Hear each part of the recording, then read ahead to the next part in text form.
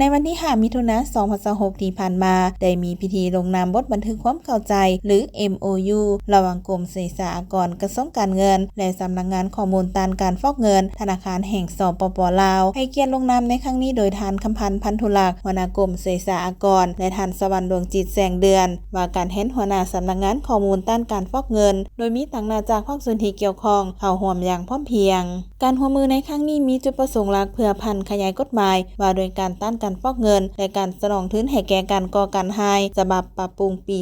2024และกฎหมายว่าโดยการคุ้มครองศึกษากรฉบับปรับปรุงปี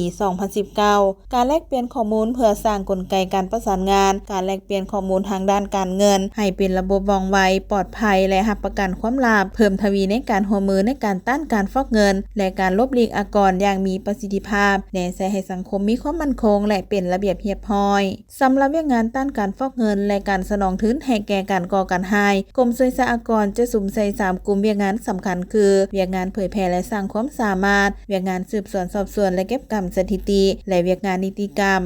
การลงนาม MOU ในครั้งนี้ถือเป็นบาทก้าวสำคัญในการยกระดับการร่วมมือระหว่าง2แขนงการให้กลายเป็นบอนอิงที่เข้มแข็งในการนำใช้ข้อมูลข่าวสารเพื่อปกป้องผลประโยชน์ของชาติและสร้างความโปร่งใสในระบบเศรษฐกิจการเงินของสปป.ลาวให้มั่นคงเทียบเท่ากับสากล